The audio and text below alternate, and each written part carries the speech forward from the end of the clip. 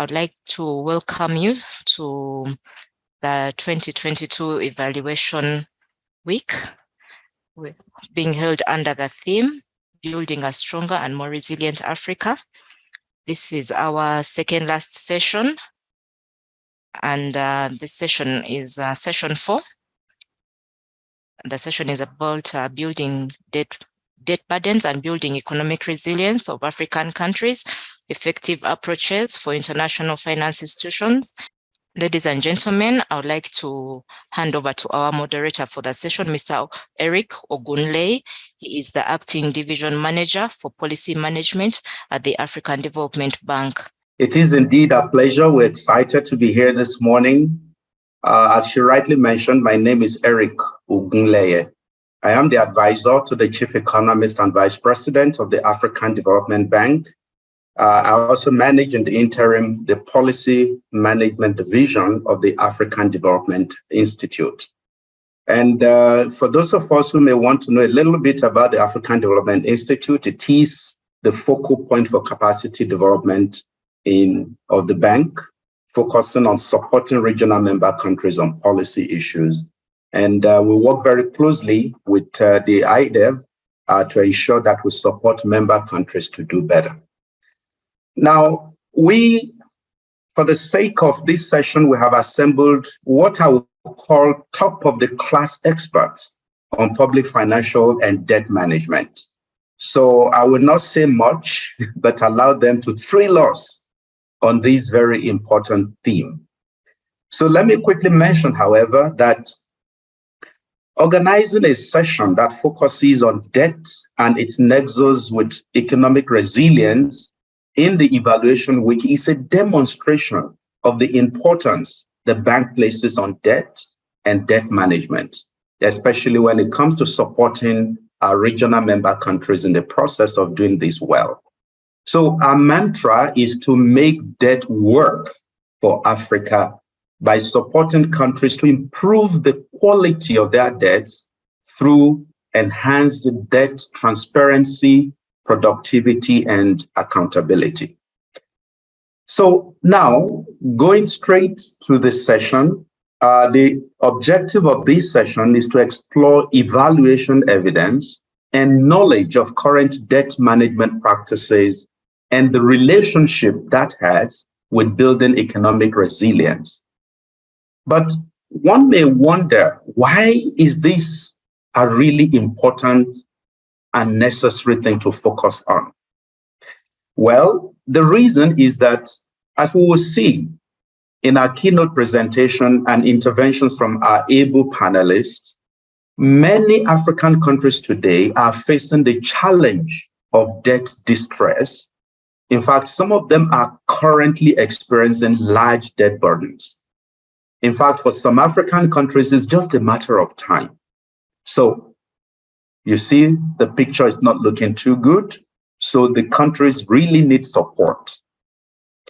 Now, some of us who are active on Twitter, just last week, Sunday, the president of the African Development Bank, President Adesina, made a tweet.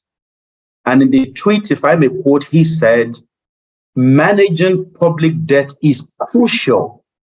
It must start with proper public financial management."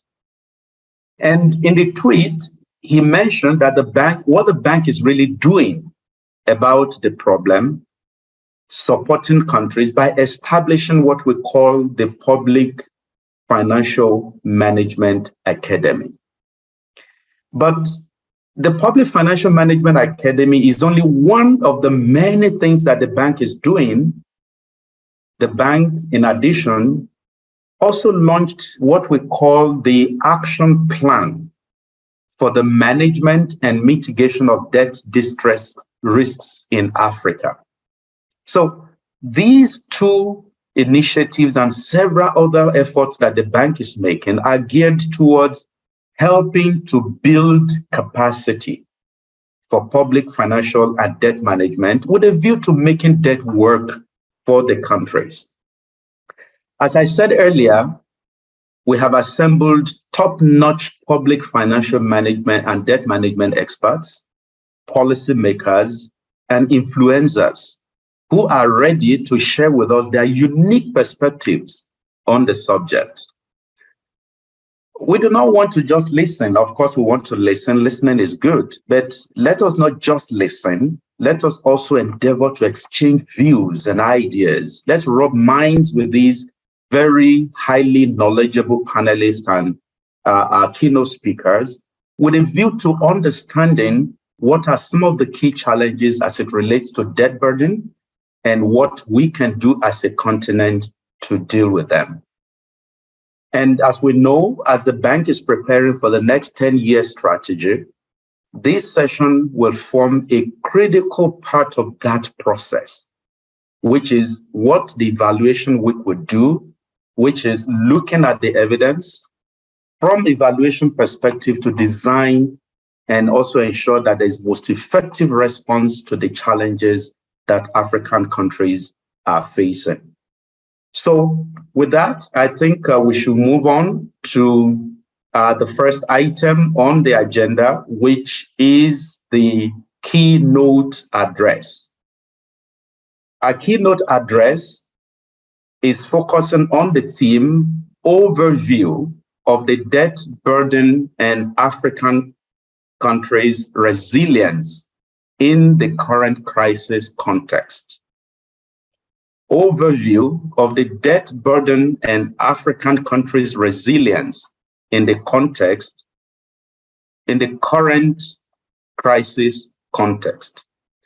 Now, like I said, we have assembled a team of experts, and the keynote speaker is someone who is highly skilled and knowledgeable in this area. His name is Mr. Coulibaly Abdoulaye. Mr. Abdoulaye is currently the Director of the Governance and Economic Reforms Department. He also doubles as the officer in charge managing the research department in the bank. Mr. Abdoulaye has more than 25 years actually, of diverse experience across the bank when it comes to supporting regional member countries. He knows the debt challenges in African countries just like they say, the back of his palm. But before joining the bank, Mr. Abdoulaye has also worked in several other places that include Ernst & Young and at the World Bank as well. So without wasting much time, it is my pleasure and privilege to welcome our keynote speaker for this session, Mr. Coulibaly Abdoulaye, who will be speaking once again on the theme, overview of the debt burden and African countries' resilience in the current crisis context. Mr. Coulibaly Abdoulaye, please, you have the floor. You're very most welcome. Thank you very much, Eric. Bonjour, Madame, Monsieur, les participants. Donc, c'est avec un grand plaisir que je vais faire cette petite présentation pour introduire donc la thématique sur la dette. Je pense que Eric a suffisamment donc abordé l'importance de la question. Thank you, dear colleagues, and good morning, distinguished panelists. Thank you, Eric. As Eric has highlighted, by Eric, we are talking about a very important topic, and especially when you put it in the current crisis that we are facing. So I'm going to share a few slides with you to talk about the debt burdens facing African countries and how they can work with partners to overcome it. So I'm going to cover a few points, a quick introduction. I'll talk about the rising debt vulnerabilities on the continent, implications of rising debt levels, sustainable debt management, which is a crucial point, and lastly, the role of IFIs to support countries to face the situation. High debt levels in the context of the economic crisis is a thing we need to think about. Countries have been facing elevated debt levels, and we need to find out what the factors are behind this situation. On the continent, there is a reality. We have increased expenditure in the security sector, and this is leading to a huge public debt.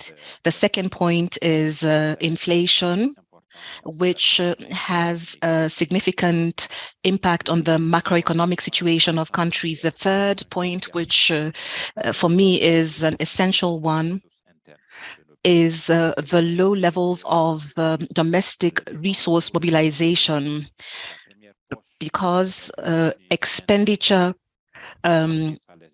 is required, but then you need to depend on domestic resources. And if you do not have adequate domestic resources, then this, of course, will affect government's ability to service debt. And lastly, another cross-cutting issue that I consider very critical in this discussion is the issue of governance. It is clear, and I believe everybody agrees, when you look at the situation of various countries, when you see those with high governance indicators, there are few debt challenges, and countries that have challenges with governance then have high debt levels. So there's a correlation between the two, and particularly with regard to the way these countries manage their debt. So this is something that we all need to take into account as countries, as financial institutions, to continue conducting advocacy to improve the governance environment and the role of various institutions in the country. We need to ensure that countries have quality debt and systems to manage quality debt. So I'd like to move on to the next slide, if you please. The next slide gives us an overview of the debt risks. Today, there are approximately 23 countries that are at the risk of debt distress. There were 19 countries that were in this situation in 2019, which means that the debt situation is not necessarily linked to the current crisis. We recognize that there were many countries that were in debt distress before the COVID-19 pandemic and the Ukraine war. So at the end of the day, there are 23 countries that are in debt distress, and 16 of these at high risk of debt distress. 7 were already in debt distress, and 15 had a moderate risk of debt distress. And there's a thin line between moderate risk and debt distress. So I'm sure we'll be having more countries joining this group. So the overview of what's happening in the continent is that we have a high number of countries that are having challenges managing their debt. I think that we should also talk about countries that are coping very well and are not in this situation. Ghana, Kenya, the Republic of Congo, Malawi are examples. They're at the moderate risk of debt distress, and the Gambia is improving its debt situation. I'll now talk about the debt burden.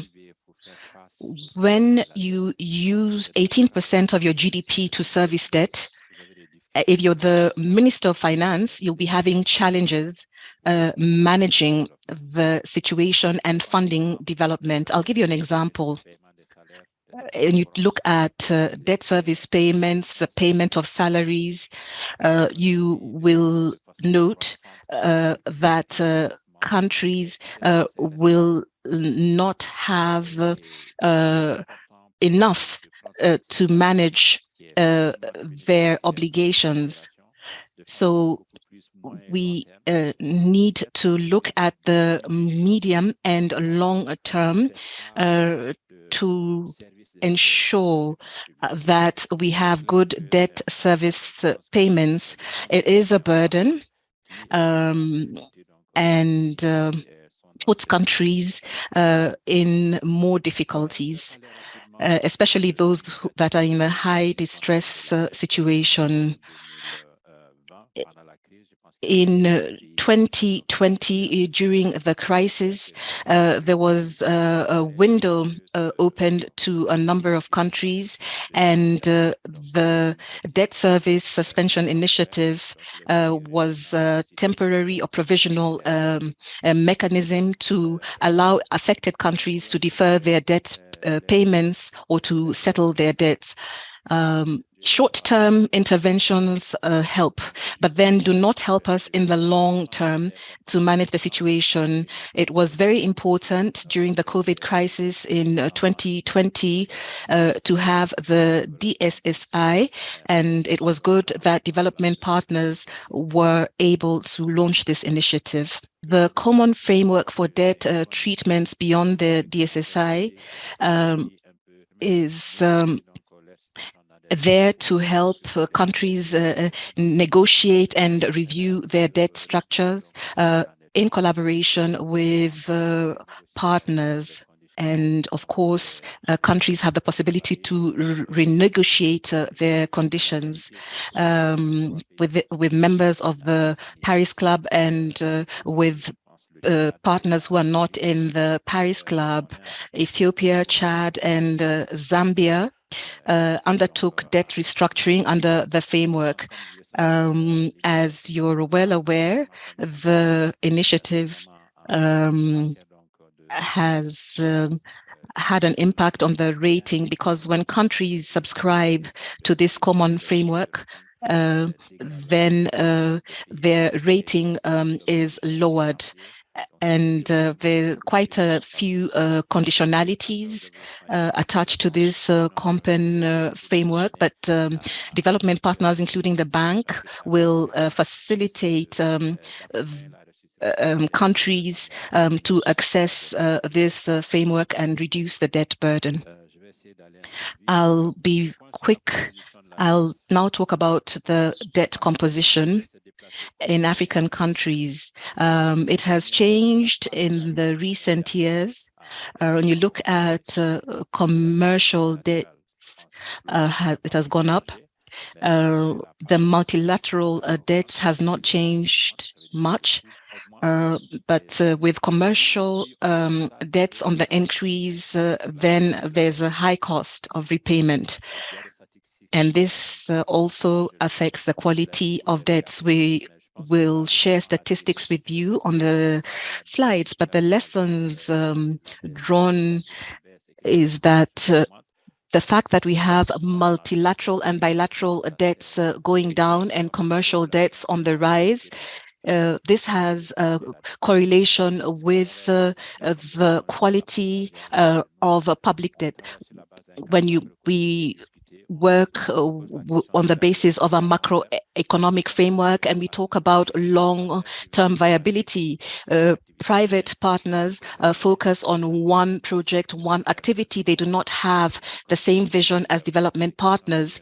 And they're also the cost. There's also the cost and the quality of the debt that we need to consider. Capacity of debt is very, very important. Is that the fact that debt composition has changed and you have higher commercial debts, it is a challenge getting information on debt. So there's a lack of transparency in the management of debt, and countries need to look into this.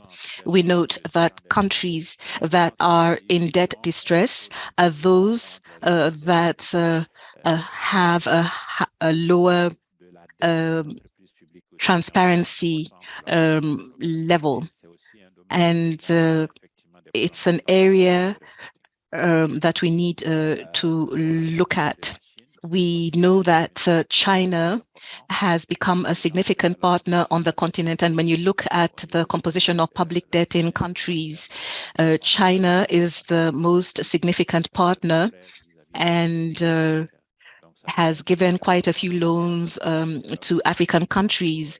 China is an important player in the debt situation, and countries are in discussions with China increasingly. The World Bank has an instrument on its website that indicates the quality of transparency, the debt reporting heat map. If you want to look at indicators of debt, this instrument would be useful. The instrument covers data accessibility, instrument coverage, the sectoral coverage, the debt management strategy, periodicity, and there's a rating system of 5 colors that goes from low to high. For countries, it's an indicator to note on which criterion they've done very well, on which criterion they need to improve, and make more efforts. As partners, we can quickly get an idea of which measures to institute to help countries make progress. I think it's a good instrument, and I encourage you to look at the debt reporting heat map. And if there are many of you who have the responsibility of managing debt, this is a tool that will help you conduct some comparison. So the list of countries is there. When we talk about governance in general, we also look at the capacity of countries to manage debt. The bank and other development partners like the World Bank has been supporting countries in reforms. There's institutional support, and we have an academy. There's so many initiatives that are in place.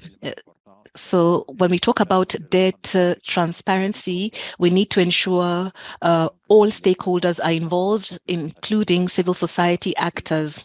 When we build capacities, all partners need their capacities built, including non-state actors. Their instruments for analysis, some analytical instruments, and what is most important for countries is to agree on measures and actions to put in place to improve the situation. The link between debt, governance, and growth has been spoken about. When you do not have quality debt, then you undermine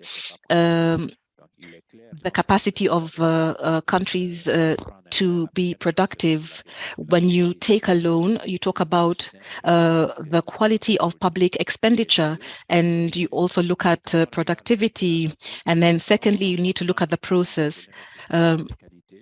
Sometimes you note that you have poor quality investment, and then you have procurement challenges, etc. To improve in the country's economic growth, you need to ensure that you invest in quality debt. If an investment does not contribute to growth, then it does not generate revenue for you to repay the debt. You cannot invest in something that does not bring you additional income. This is very clear for the private sector. So in the public sector, this is the challenge. Quality of debt, lack of governance. And when you do not have an environment where you can get quality debt, then you have a negative impact on your economic growth. What is the role of the African Development Bank? Eric has mentioned this. We've approved strategies recently, but I just like to say that the bank is a key partner in this issue, and we are doing our level best to ensure that countries have the requisite funding. Progress has been made. There are countries that have made advances or some strides, but when you look generally, there are quite a few countries that are in difficult situations, and we need to continue with this work. I will not talk much about the AFDB projects, but on this slide, you have a few highlighted. We are supporting many governments on the continent. I'll move on to my conclusion. Eric, I apologize if I've been lengthy, but I think this is an important topic. The first point is that we agree to conduct structural reforms. We need to be involved in debt restructuring, and we need to continue supporting countries. We need to keep on looking at the global debt resolution architecture with partners, and we can improve on this. Another thing that is very important is improving governance and public financial management. The inclusion of civil society organizations are equally important. Risk management, access to financing are also important. I'll not be lengthy. I know this is an important topic. I'd really like to thank IDEV for giving me the opportunity to speak with you distinguished participants on this topic. I'd just like to reiterate that the AFDB is very committed. Debt is a great burden on countries, but we need to ensure that we have concrete results when we engage in debt. We need to engage in discussions on structural reforms and concrete actions to get out of high levels of debt distress. Thank you so much. Eric, over to you. The next panelist that I'd like to introduce is Mr. Jeff Chelsky. Mr. Chelsky serves as the manager and country programs and economic management unit of the Independent Evaluation Group of the World Bank. His interest is and his experience is a very experienced independent evaluator, and this experience extends as far back as the 1990s. There are several other positions he has held within the World Bank, which include being the senior economist and lead economist in the Poverty Reduction and Economic Management Network, and program manager and manager in Operations Monitoring and Analysis Unit of the Strategy, Risk and Results Department. So again, we're really happy to have you here, Mr. Chelsky. Thank you so much for joining us. Next on my panel is Mary Ayen Major. I don't know whether she has been able to join us. Okay, let me go to one of our own, very own. That is Victoria Chisala. Dr. Victoria Chisala is the Acting Director of the Strategy and Operational Policies Department at the African Development Bank. She's responsible in this role for providing leadership in the preparation and dissemination of policies, strategies, guidelines, and procedures, as well as in providing strategic advice across the bank. So some of the strategy that the keynote speaker mentioned earlier, the Debt Action Plan, the Strategy for Economic Governance in Africa, they all pass through the table of Victoria with a lot of insight and advice on how to ensure that we do it well. So Victoria, we're really grateful to have you here this morning. So I'd just like to go around the table of our panelists to see whether or what are your reflections And what are your thoughts about the presentation that we just listened to regarding the problem of debt burdens in Africa? Let me start with one of our own. Victoria, can you please start the conversation? What are your thoughts and reflections on debt burdens in Africa? Thank you very much. Thank you very much, Eric. And thank you, Abdoulaye, for that excellent presentation. I think that Abdoulaye really covered all the key issues, particularly pertaining to the bank. So just to touch on a couple of them, I think what we know is that sovereign debt is not just a financial issue. It has implications for social, political, and economic and cultural and the environmental situation in the debtor country. It requires a comprehensive approach to debt restructuring that incorporates all the relevant stakeholders.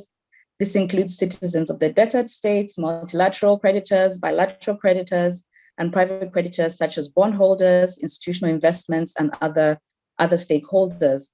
So as indicated by Abdoulaye, in recent years, the level of debt in African countries has grown significantly to almost unsustainable levels, which has caused by weak public financial management systems. There have been weaknesses in revenue mobilization, and more recently, increased government spending due to the pandemic. I think most of us are aware of some of these challenges. And of course, the number of countries in debt distress or at high risk of debt distress has jumped significantly from 12 in 2017 to 19 in 2020, and some reaching pre-HIPC levels.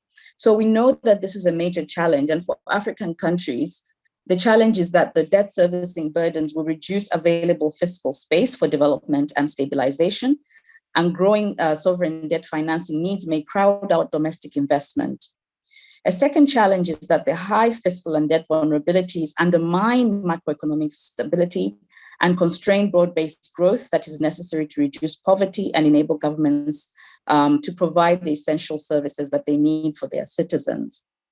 Unfortunately, the African sovereign debt is expected to remain higher than pre-pandemic levels as countries need additional resources, which is estimated at around 432 billion for 2020-2022 to address the socio-economic impacts of the pandemic. Now, as indicated in the presentation that Abdoulaye just made, the composition of debt poses a major problem. So we know that while the share of multilateral debt in Africa, the total external debt obligations has remained relatively stable over the past 2 decades, the share of bilateral debt in total external debt has reduced by almost half in the last 2 decades. However, the share of commercial creditors, bondholders, and commercial banks has more than doubled in the last 2 decades. At the end of August 2020, about 21 African countries had issued Eurobonds instruments compared to only 3 in 2001. This has caused a contribution of commercial creditors to Africa's total external debt to rise from 17% in 2000 to 40% at the end of 2019. I'm sure Abdoulaye has more recent figures than I do, but that's what I have on my hand. Now, the challenge is that this therefore creates a problem of coordination in the resolution of the debt challenge on the continent because of the nature and the changes in the composition of debt to African countries. So this is something I think that poses a particular problem because in the past, particularly with traditional donors, there was a way of coordination that was already established. But now the situation has changed, and therefore new ways of resolving the debt situation in Africa will have to be found. So to me, this is a major challenge. Now, in terms of the bank, to address the growing debt-related risk to growth and stability, the bank must strengthen engagement on debt, including policy and analytical work on creating fiscal space for priority public spending, and support our regional member countries in building resilience, and also developing policy frameworks and institutions that will be able to manage debt sustainably. Policies to support sound financing and debt resolution will also be essential, supplemented by technical assistance. As Abdoulaye touched on some of our major engagements, such as the what we call the Debt Action Plan for the African Development Bank, is meant to do just that. The bank will continue to advocate for efficient resolution of public debt through initiatives such as the G20 Common Framework, implementation of which should be strengthened to help the most vulnerable countries return quickly to stability, economic growth, and poverty reduction. But as we know very well, this will not be the entire solution to the problem. So I think this morning would be a great opportunity for us to pursue what other things can be done to help debt sustainability and reduce debt vulnerabilities in African countries. So Eric, I'll just end here. Those are my preliminary thoughts. Thank you very much. Now, let me come to you, Jason. I know you have a lot of civil society perspective to these. So what are your reflections? What are your thoughts? From the civil society perspective, for instance, the debt burden, how is it seen? What are your thoughts? I think the first point that civil society organizations have embraced and accepted is that the current crises and context within which the debt burden is being presented is that these have accelerated many African countries into this precipice of a debt crisis. There has been a buildup. The COVID-19 global pandemic accelerated a lot of the numbers that Mr. Coulibaly has presented in his presentation. The Ukraine-Russia conflict has deepened the crisis because it has then gone not only from a debt burden perspective, but it's now becoming a social crisis because of the food shortages, the increased energy prices, which is then also further crowding out fiscal space. And then thirdly, we're buying climate emergency, which is prolonging the crisis because not only are we having to deal with health, social, economic issues, we're now having to deal also with addressing the climate emergency. And so, of course, in the way Mr. Coulibaly has presented this debt burden is that it is now also exacerbating the ability of African governments to deal with these spillover crises as well. And I think from the civil society perspective, one of the critical issues that we are beginning to, or we are, seeing is the inability, number one, to have a proper holistic framework to have all creditors sit around the table and have a conversation and to discuss how best to reprofile, restructure, and offer some sort of relief in a way that allows for the fiscal space to grow. Of course, we did have initiatives like the DSSI, which I think was prematurely came to an end. I think with the lag of what was needed for African governments to actually truly benefit from the DSSI should have actually extended beyond the 2 years. I think perhaps another 2 more years would have been more beneficial to actually see the proper impact of how that fiscal space was going to be utilized. And indeed, we have now actually seen as recently as June this year, where the finance ministers from the continent asking for this DSSI to be extended even further. I think the fiscal space that has been created through the issuance of the very small amount of special drawing rights has not also proffered the solution that people would have liked. And so we are also beginning to see that this is not actually playing its part. Countries like Malawi, Zimbabwe, are still, Kenya also, have not really seen the benefits of that fiscal space that has come through the issuance of the special drawing rights. So I think from a civil society perspective, the main concern is that the human dimension of this crisis is really, yet to be felt. I think the ADB has done a fantastic job in trying to in its latest reports from 2020, 2021, talking about the household effect, the effect on women, young people. I think there's, and lastly, this idea that Africa's youth bulge, are we actually undermining the benefits of exploiting and taking advantage of Africa's youth bulge by actually saddling them with a significant debt burden as they come out of as we try and come out of these multiplicity of crises. So that's a perspective that civil society organizations currently have at both what is happening with some of the interventions, but also in trying to put a human dimension to this problem. Thank you very much, Eric. Thank you very much, Jason. I think what I hear running through these presentations that you have made, as well as Victoria, is that there are some shocks, some internal, some external, that have been responsible for some of the increased debt burdens that most of the countries in Africa are witnessing. The COVID-19 pandemic, for example, it's something that we cannot wish away. You also followed up with the Ukraine-Russia war, which is also causing pressures, I think to add to that will also be insecurity. We have in a number of countries insecurity rising that have also implies that governments will need to double their spending to be able to, deal with some of these challenges. But now we have heard from African and the civil society perspective. Jeff, you have a global view of this. You work with the World Bank, so you deal with global figures. So can you tell us what are your perspectives and thoughts about debt burdens globally?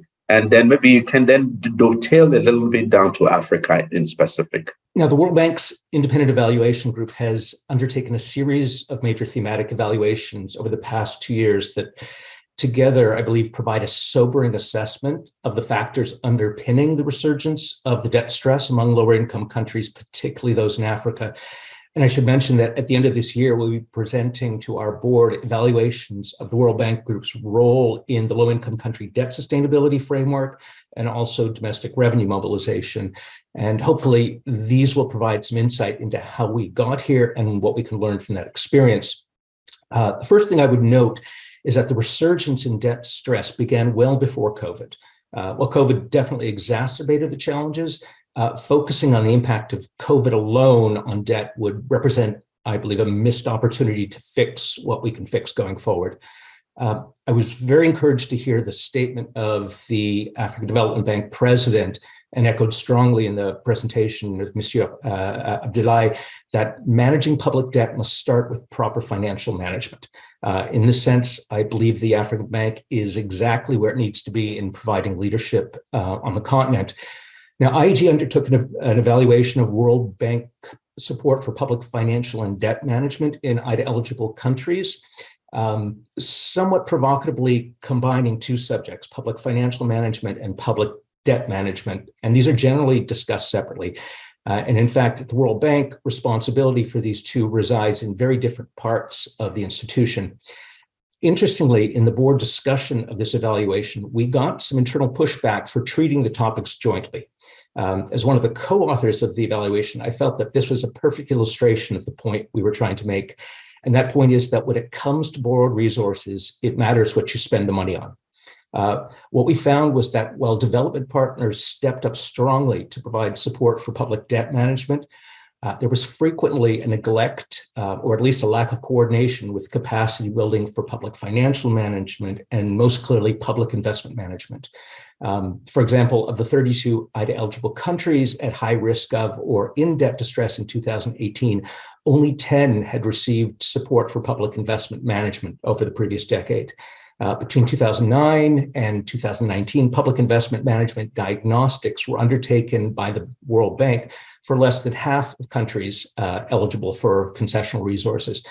Now, this needs to be viewed against the trend in the wake of the global financial crisis to leverage low global interest rates to encourage, quote, growth-enhancing investment, including in infrastructure. While the objective was right, what was lacking was sufficient attention to supporting countries to better assess when and if an investment was sufficiently growth-enhancing to justify its cost in terms of borrowed resources. It's not that we didn't know the importance of the link between borrowing and spending. It was more a lack of follow-through on the operational implications of this link. In fact, in the context of the bank's IDA-19 replenishment, our IDA deputies asserted that the first challenge is to assist IDA countries to ensure that the benefits of borrowed resources exceed the costs of servicing the debt. IDA and other partners can help by supporting initiatives that enhance capacity in areas such as public financial management, public investment management, and debt management. So what I think is needed now is a more concerted effort to operationalize this sentiment and better realize the synergies between these aspects of governance. More recent IEG evaluation in this space suggests that the message is starting to be heard, but there's still much that needs to improve, including ensuring that public investment management is as well funded as efforts to support public debt management. The good news is that this is not peculiar to African countries. it's a global challenge. So when we're talking about debt, therefore, it's not as if it's how do you put it now? It's something that is specific to us. I'm looking for the right word. I don't find it. So just yes. So the point, therefore, like I mentioned earlier, is how do we make debt work for the countries? How do we ensure there's transparency in terms of the conditions? How do we ensure that we change the story from the picture Abdullah painted, where we see a navigation away from concessional loan to more commercial terms loan? Because that is not sustainable and that is not the best for the countries. Those are some of the triggers of debt burden and debt unsustainability. Now, we have talked a lot about the problem. Let's go to start searching for the solution. And to begin on that note, I'll again want to come back to Victoria.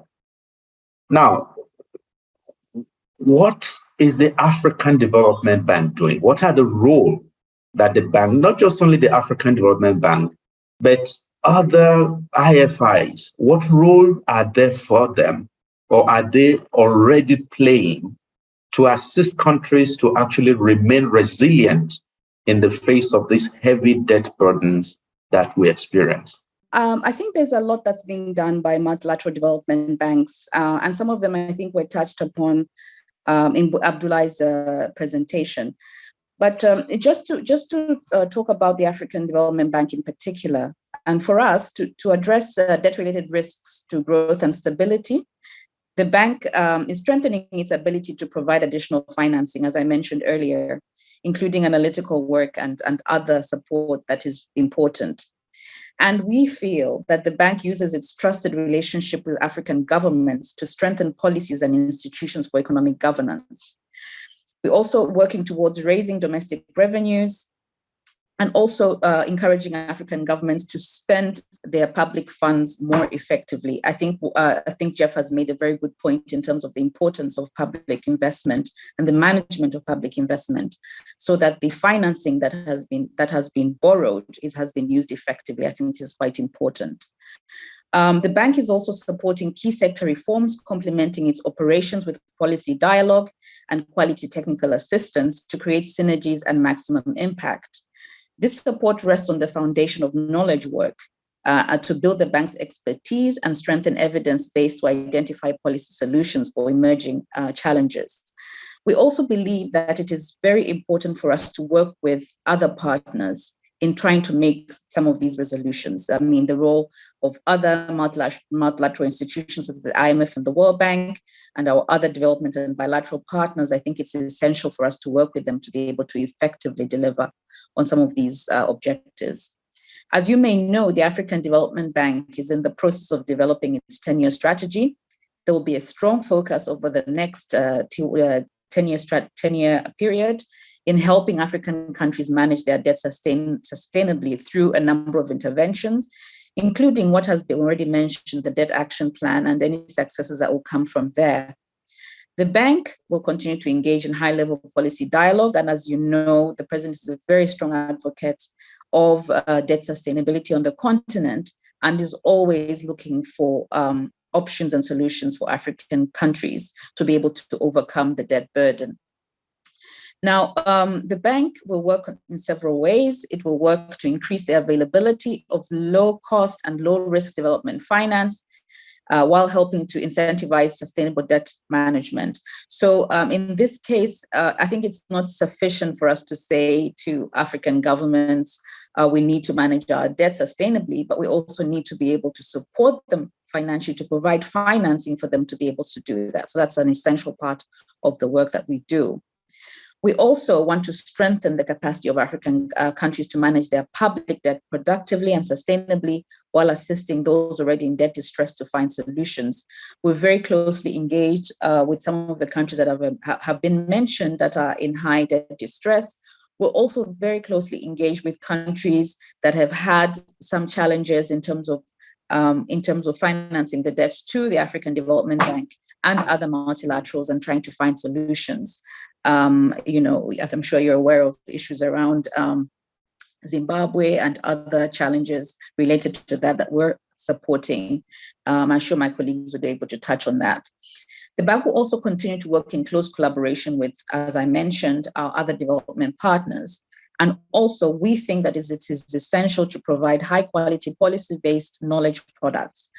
We have to have a clear sense of how we're going to support our African governments, but also provide them with the knowledge, information, and capacity that they need to be able to manage their debt effectively. So this is what we see as a role for the African Development Bank and other multilateral development banks in coordination with other lenders to be able to effectively resolve this problem. So thank you very much, Eric.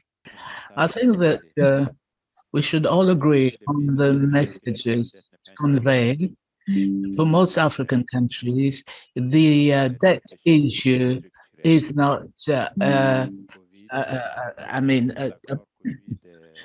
a problem that occurs from time to time, but it is a structural problem. COVID, of course, is a specific crisis. If I take the 2016 crisis, their revenues, particularly oil-producing countries, they would have their revenue drop of commodity prices plummeted in 2020-2026.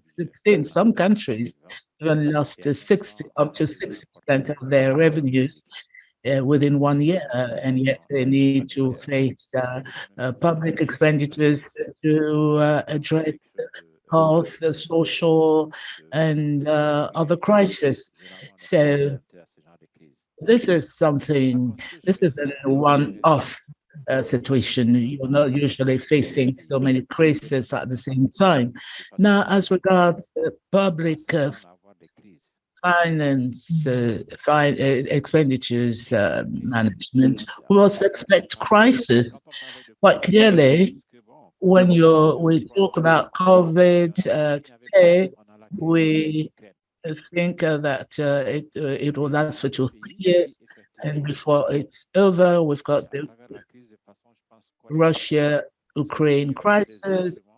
But some countries were able to weather the storm because were properly equipped when they have good resources. A lot of resources, they managed well, and so that to prepare for lean years. And I think that this is a lesson African countries should learn, particularly commodity producing countries. When we have a lot of resources, we spend for non-urgent matters, and then when there are crises, we are left to our own devices. Therefore, our countries should understand that things are not linear, and if we don't understand that, when there's a crisis, there are going to be issues. I think that the FTP, the World Bank, IMF, we try to support countries through reform, institutions, etc., and also the government, the private sector, the civil society must be involved.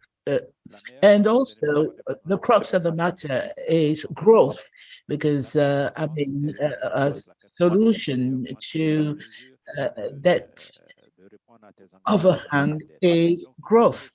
And if there is growth, you can weather the storm. If the economy is diversified, and if the economy is based on things that are affected by the crisis, if you have been managing prudently, transparently, you're not affected in the same way. Therefore, I believe that good governance is key. And we're impacted, we're suffering because there is a crisis, and when things go back to normal. We continue to invest properly to avert further crisis, not to mention environmental issues. Are we going to face an environmental crisis tomorrow? Well, we should start thinking about it today. We can already see the impact on countries, but I believe that increasingly countries are going to be greatly affected. And we shouldn't wait until there's a climate crisis before throwing up our hands in the air, wondering what to do. Thank you.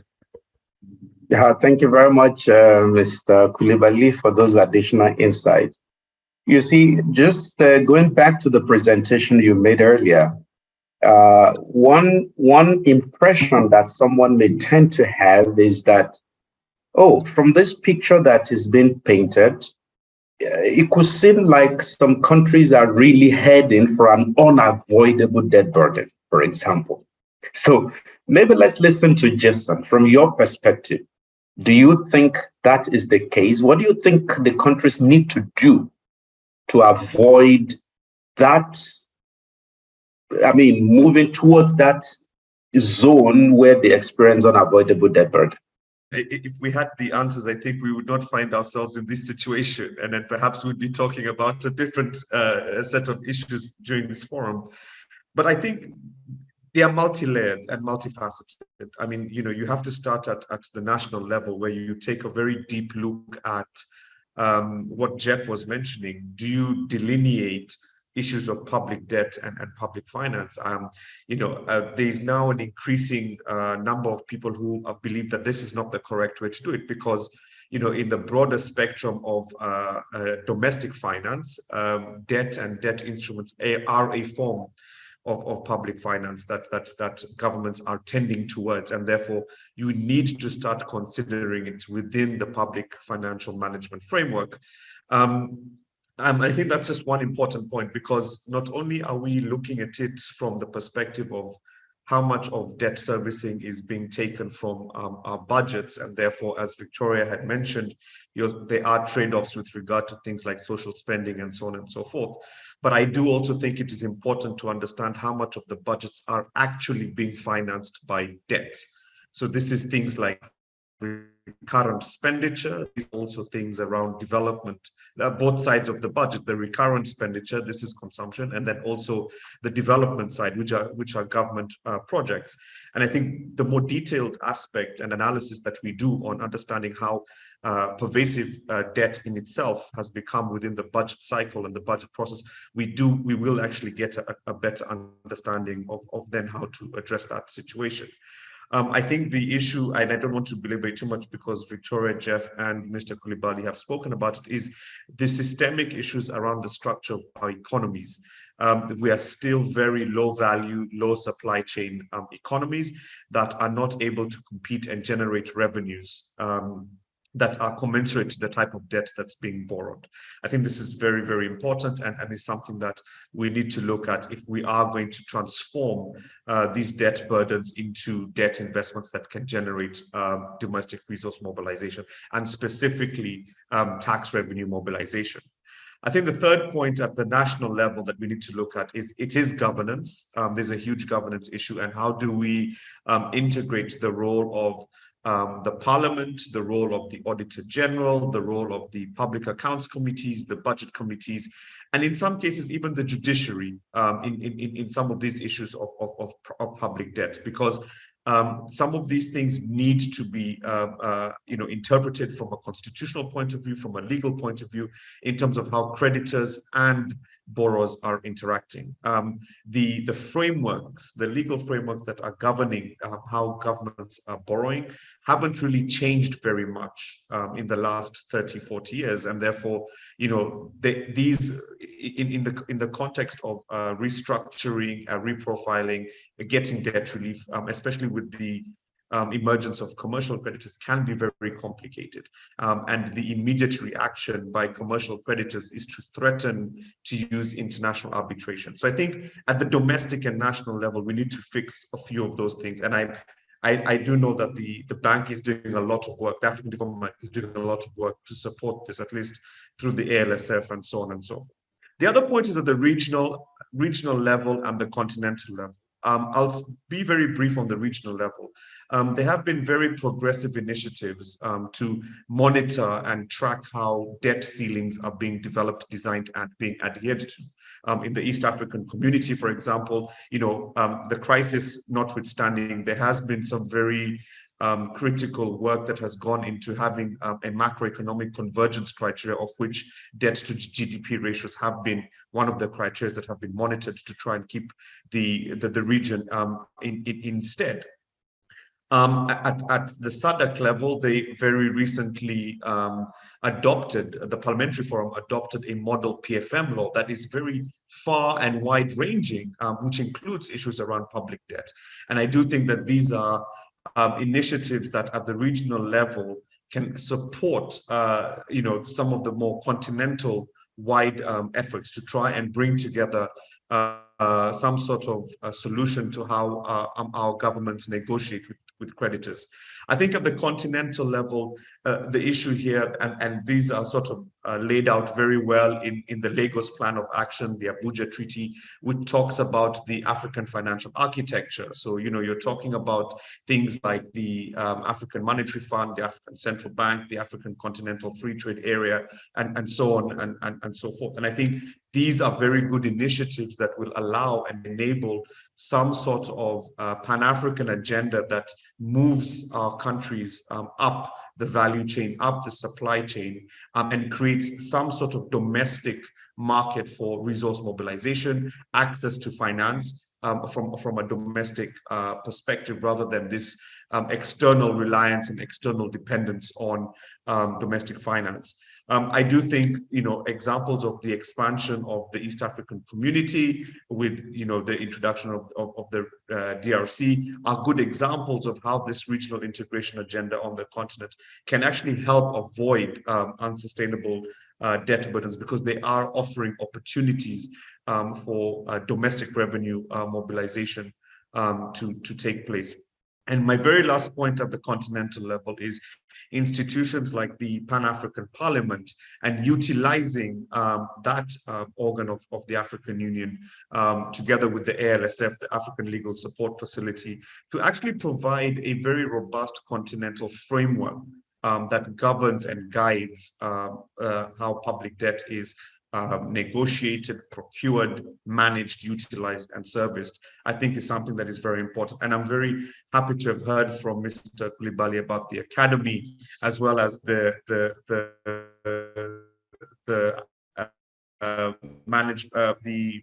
action plan on management and mitigation, these are very important steps towards that Pan-African approach as well. Thank you. Thank you, Jason. As we're speaking, I was wondering why in the first place you say you don't have the solutions. You have given us a number of solutions, practical one at that, that can help us to deal with this big challenge. And I like the way you structure your thoughts too, in terms of what we need to do at the national level and what we also need to do at the continental level. I think that helps us to think through the options that you are actually proposing. Very good point. So what I'm hearing from all these interventions is that the MDBs are doing a lot to support the regional member countries in terms of dealing with the debt burdens they face. And one of those major institutions that are doing that, Jeff, is the World Bank. You have provided a number of support to these countries. And from that, so you might have noticed, what do you notice? What works? What doesn't work? And what lessons can we learn from some of this support that the MDBs are provided to assist the countries? Thanks for the question, Eric. And I should say at the outset that I'm fully aligned with everything my colleagues have said. And what I find particularly encouraging is the holistic way that everyone is looking at the problem. It's not just a debt problem. It's all along. If I wanted to sound like an evaluator, which I rarely do, it's everything along the results chain. And it's from the time you acquire the funds to how you use the funds to how you manage the funds afterwards. So I think that's very encouraging. And that's new. There have been elements of that holistic approach for emerging, but I think it can always be strengthened. Now, in terms of what work and what the key lessons are, I don't want to sound trite, but I suppose the first lesson about debt burden management is not to have an excessive debt burden in the first place. And in this regard, there's a great deal that can be done. We recently published an evaluation we called World Bank Group Support to Address Country-Level Fiscal and Financial Sector Vulnerabilities. And the focus was not on crisis management, but on what countries could do to reduce the risk and severity of a crisis in the first place and ensure that if and when they face serious negative external shocks, such as global pandemics, financial crises, they had in place the information and the institutions necessary to manage them. So a critical lesson from this evaluation was the importance of identifying a core set of up-to-date diagnostics to identify weaknesses outside the context of a crisis that should be addressed to foster greater fiscal and financial sector resilience. And these would include things like the World Bank's Debt Management Performance Assessment, the DEMPA, the IMF's Public Investment Management Assessment, the PIMA, the PIFA, the Tax Administration Diagnostic Assessment Tool, the TADAT. This core set of diagnostics needs to be updated regularly and should figure prominently in the articulation by the institutions of reform and technical assistance priorities, and they should feed into the institution-supported country partnership frameworks or strategies so that they and donors can better prioritize the support they give. And this should also be used to inform the identification of prior actions for budget support operations and for example, in the context of the World Bank's Sustainable Development Finance Policy, the SDFP, the policy and performance actions that are articulated. So I would argue that proactively strengthening institutions for crisis preparedness can make the difference between whether or not a country bounces back quickly from an unexpected shock or struggles for years to regain footing. The good news is that doing this is not pro-cyclical. So even in the midst of a crisis, this sort of resilience can be built into the economy. But for obvious reasons, we tend to want to talk about crises. Everyone turns attention when you're in the midst of the crisis. But between crises and even during the crisis, there's a lot that one can do to build that resilience. And I think that's the lessons that we derive from experience. Now, what do you think, Jason, are the drivers, for innovative debt burden management, especially in African countries? What are the drivers? What are the factors that could help us to really deal with this issue? My starting point, again, maybe I'll start this time from the continental going downwards to the national. I think we've got two important starting points. I mentioned in one of my interventions a few moments ago, the Abuja Treaty around the African financial architecture. I think that therein lies the political pillars that can actually help us figure out what our own financing mechanisms need to look like. And I think the second very important political document that we need to pay closer attention to is the Thabo Mbeki panel on report on illicit financial flows from 2015, which talks about how the continent is losing a significant amount of financial resources from commercial activity, predominantly in the extractives and natural resources sector, but also, of course, also to issues around corruption and illegal activity. But the high-level panel report from 2015 actually estimates that 65% of the illicit financial flows from the continent are from commercial activities, and 5% is from corruption. So I think, as much as we think, and I agree with Mr. Coulibaly and my fellow panelists on the issue of governance, I think we also need to understand, who are the actors that are engaging on our continent in terms of taking advantage of the resources, taking advantage of the very weak and outdated frameworks that are governing our public financial management and our natural resources.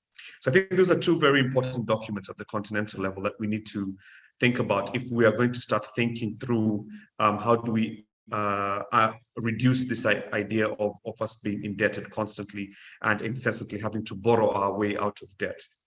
I think the second point is also, the second point would be now here looking at the regional and national, is looking at the economic ideology or political economy that is driving a lot of our growth and development agenda.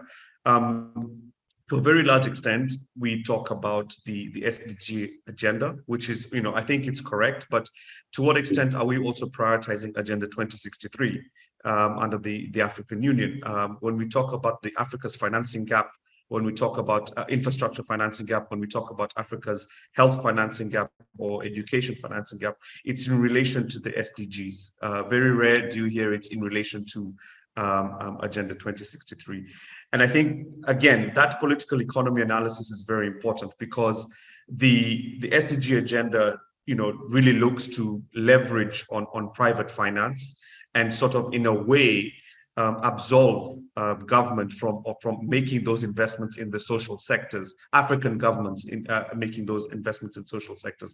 And I think that political economy analysis is very important, because I think we've seen and we've witnessed with COVID in particular, and also the global financial crisis slightly over a decade and a half ago, where wealthier countries found it within their policy space to actually do expansionary fiscal policy, whereas governments in Africa are being told to do the opposite. It's contractionary fiscal policy, which then actually deepens the crisis. So I think we need to also think about some of those aspects when we are looking at how we can think through what debt looks like on the continent. And I think my last point really is. Yes, go ahead. Sorry, make your last point. Yes, sir. Yeah, my last point is just looking through at the domestic resource mobilization agenda, the issue of tax incentives. I've just come from a conference in Zambia where we were being told about some of the tax incentives through tax reliefs, tax holidays equate in some countries to the borrowing that they are having to do as a result of the tax incentives that are being provided. So I think looking at those types of things are very important if we're going to try and get away from this idea of what are the drivers of forcing us into what are the drivers of debt. I don't think debt should be the starting point. I think it should be the end point of our financing spectrum. So let me start then with some of the questions that have come in. And this first one appears to be more appropriate to you, Jason. And what I want to know is how civil society can be empowered, how they can be a power actually to control debt management when the civil society itself is not strong. So how much power can they have to do this when they are not strong? And this means they are poorly trained, they are not informed, and even sometimes they are controlled by the public service, by the government. I think, first of all, African Forum and Network on Debt and Development, AFRODAD, has been around for 25 years. We were the Pan-African organization that spearheaded the African voice on HIPC and MDRI in the early 2000s during the Jubilee Debt campaign. And at that time, the civil society voices on the continent were extremely strong and extremely well informed on the issues of public debt, and particularly on how they were having an impact on human beings and African citizens in particular.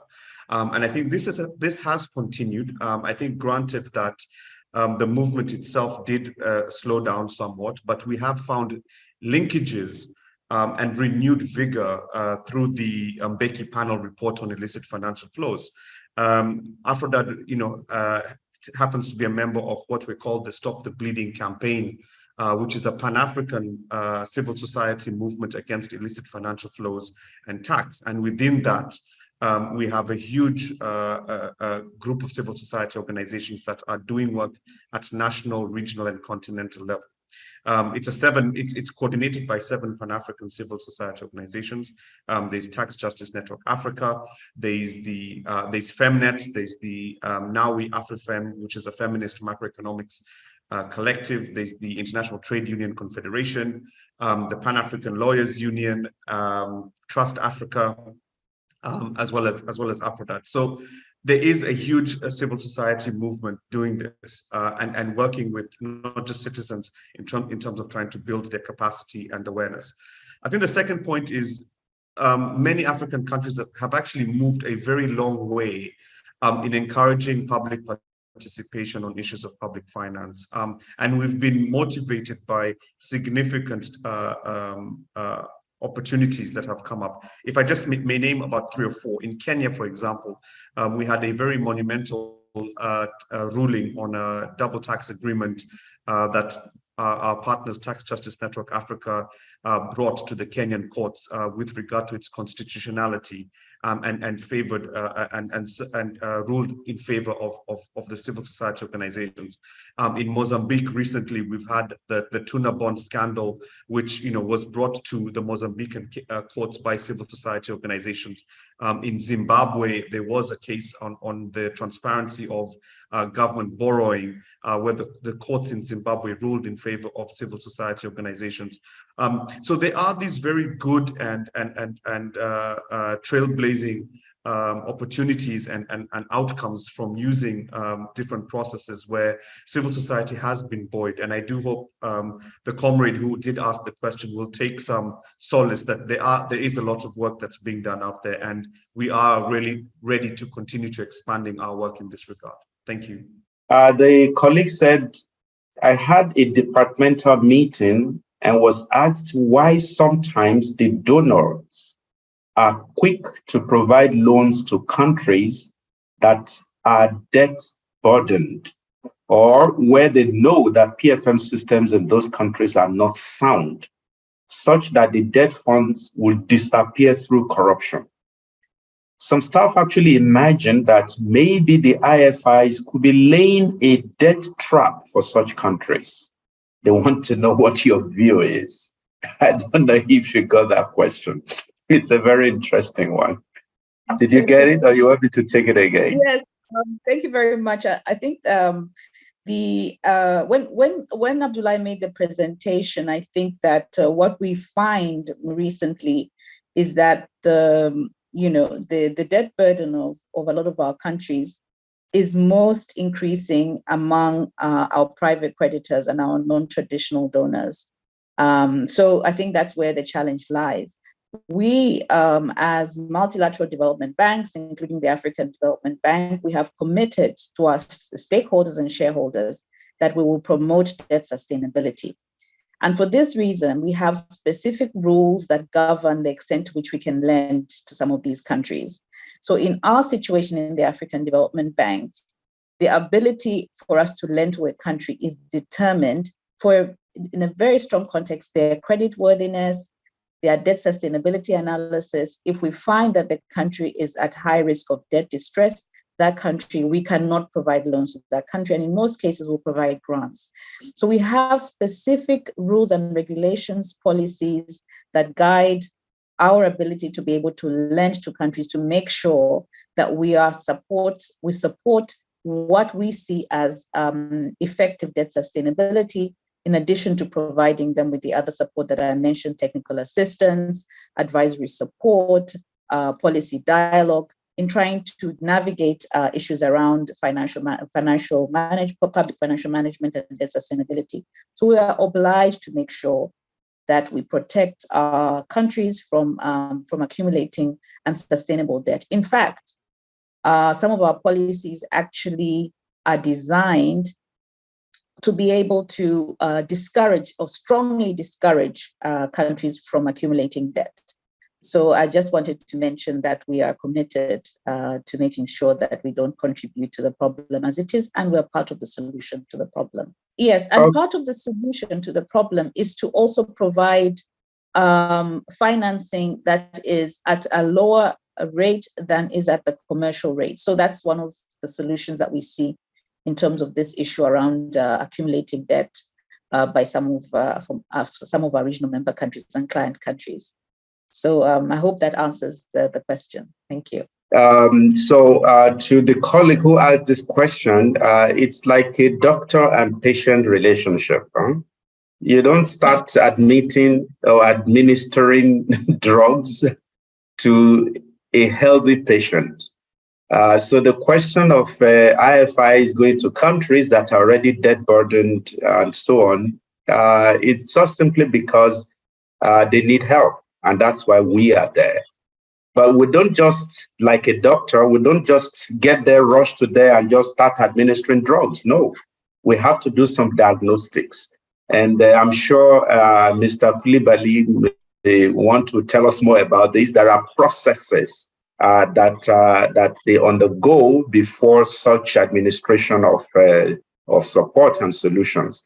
But I see that I see Jeff's hand is up. It's like you're really fascinated about this question.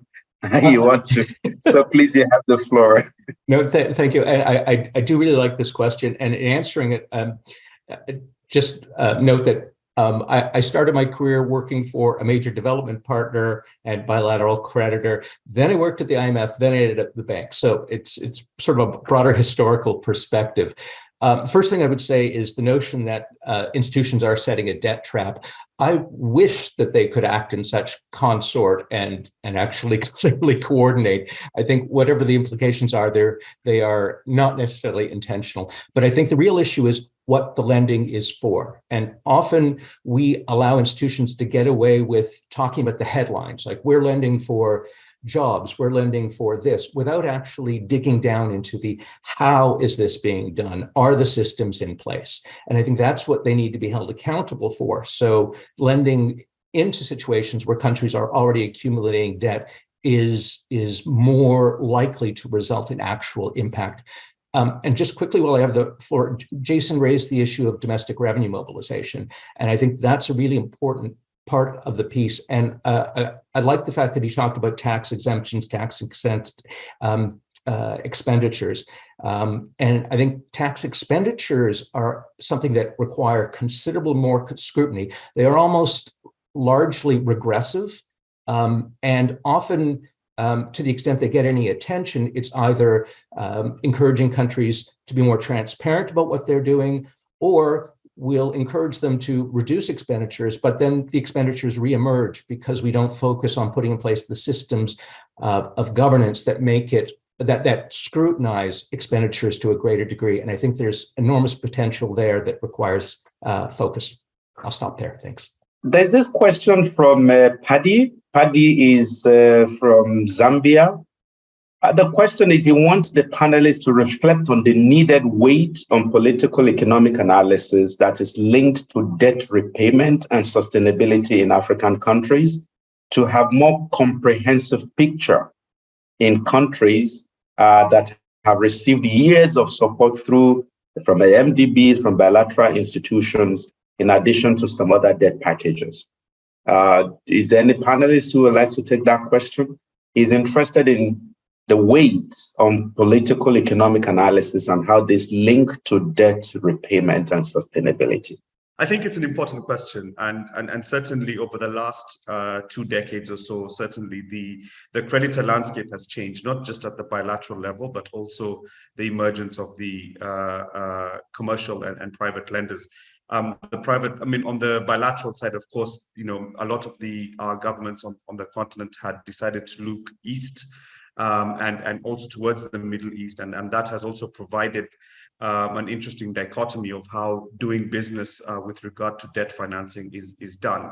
And I think that in itself is a testament to how the global debt architecture has not adjusted to this emergence of new creditors, and therefore we find ourselves in this very difficult and precarious situation. One of the main reasons why the G20's common framework in Zambia has taken too long is because some of the creditors don't want to be seen to be absolving the other. And so that negotiation process is very much a political one than it has been a technical one. I think on the technical side, there is broad agreement that some sort of formula or some sort of agreement needed to be reached. It was the political posturing that needed to be tempered and measured between some of the newer bilateral creditors and also the emerging big-scale private and commercial lenders in the case of Zambia. And similarly, we've seen this in Chad, where the common framework has sort of stalled because of a commercial creditor not being willing to wanting to take the hit on some of that. And We've also seen this in Malawi. So of course the political analysis is important, and we need to see that through the lens of this very diverse, complex creditor landscape, but also the very slow pace at which the global architecture has moved to catch up with this current state of affairs. Thanks. I think the political economy really has a very strong influence on the government's ability to manage its debt effectively. I think that's a given, because of the impact that effective governance has, not only in terms of accountability, which is essential, but also, Jeff spoke earlier about public investment, the quality of public investment, and the ability to be able to invest effectively in a manner that has a positive impact on the economic growth of that particular country. So certainly, in order for a country to be effective, there has to be a strong political will to be able to manage these things effectively. For us, transparency is also very important to be able to manage effectively. For many of the MDBs, in order for us to be able to provide support to our regional member countries, we need to be able to have sight of the extent of the debt and the detail, and some of, for us to be able to effectively find solutions to the problems. So certainly a political economy weighs very heavily on our ability to effectively support our regional member countries. So I thought I should mention that. Thank you. Absolutely true. Thank you. Very good point, valid point there. Yes, sir, Mr. Abdullahi. I just wanted to add to what the colleagues have said. When it comes to the issue of debt, this is a global issue. And by this, I mean, you need to look at other issues. You need to look at the issue of the economy, for instance, which is very important. And we need to talk about how countries need to prepare strategies in order to understand the challenges, the country's environment, and the comparative advantage within which the work can be done.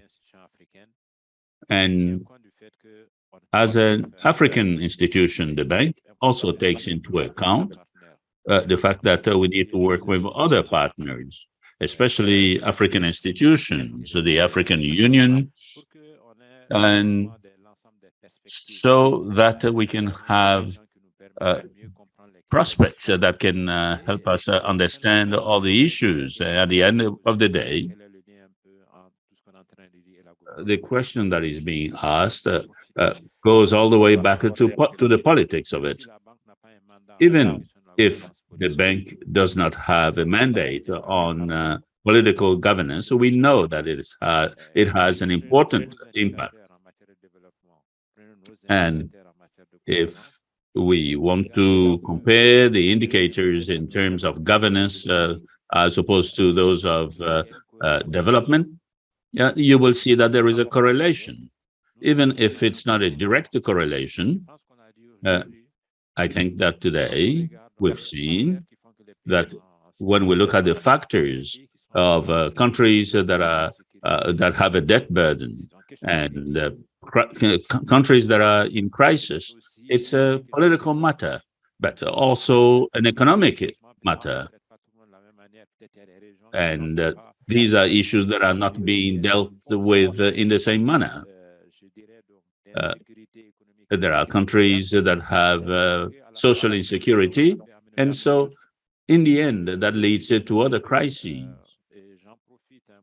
And I will take this opportunity to say that we are aware that the issue of debt is a very major issue, and we're trying to address it in a global way.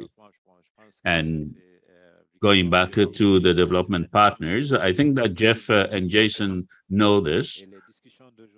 The discussion that we're having today in terms of evaluation and the evaluation of the World Bank and others, it is that we use our instruments and our practices, and we always asking ourselves if we're doing the right thing, if we're doing it the right way.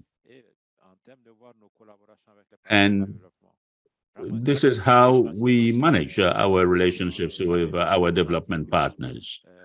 So I would like to take this opportunity to thank those who are asking these questions because it leads us to be thinking about them again, even more. Thank you. Having worked many years on PFM in my country, Nigeria, including the Office of the President, I tell you, political economy is stronger than economy in real life.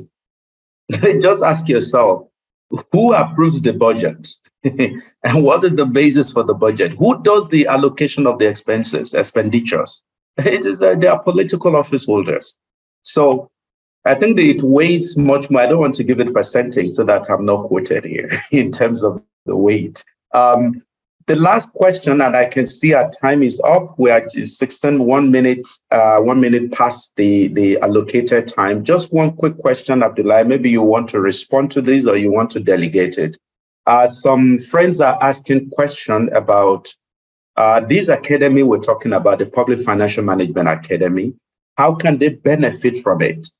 Some colleagues from Zimbabwe, for example, are mentioning that they have some training to do for the parliaments, and they want to know precisely what are the specific actions that they need to take. How can they benefit from the program itself to ensure that they can provide support to these parliamentarians or to support their countries generally on debt management? Thank you. We have spoken about the necessity of capacity building in a world that is trying to improve our practices.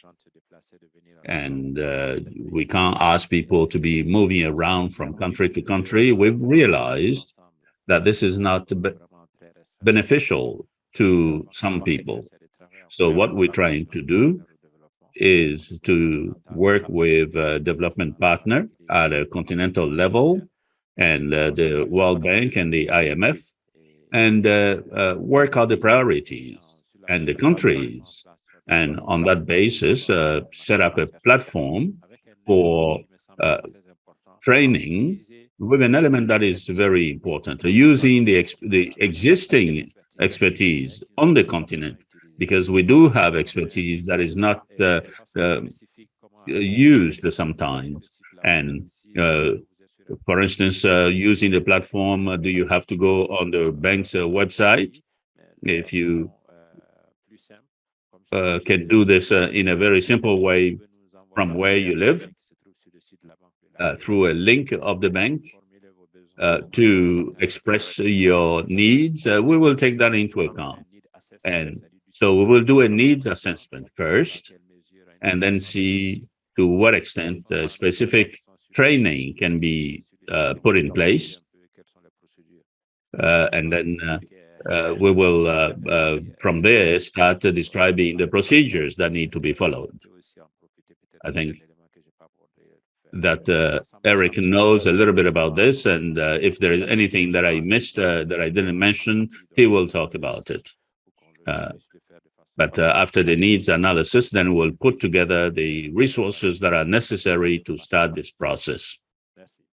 Thank you. Just to complement what you have just said is the fact that this academy work in 3 areas, 3 streams of work. The first one is on technical assistance. The second one is on training. And the third one is on policy dialogue. As I speak with you now, we have what we call a structured public financial management curriculum training program that focuses on taking the public financial management officials across African countries through the entire public financial management cycle. Just yesterday, we finished the second in the series, which is on fiscal modeling, macro fiscal modeling and its application to public financial management. That is the second. The first was on domestic resource mobilization. The third one is coming up in December that will focus on prudential expenditure management and budgeting. And then it goes on and on. What we have done in this case is to reach out to the countries, and the countries, especially at the ministerial level, nominated public financial management experts to actually be engaged in this training. And they're going around it. Like I said, we already had this structured one. At the end of the day, they will be certified, as public financial management experts. So like Abdullahi says, countries, colleagues from Zimbabwe, I believe are part of the training. They are across Africa. There are about 45 African countries that have nominated over 145 PFM officials to participate in this training. So feel free to reach out to us if you need any support. I'm being respectful of our time. We're 6 minutes past the allocated time. I may not really have time to wrap up, but I know we have all listened very patiently and we have all enjoyed this session.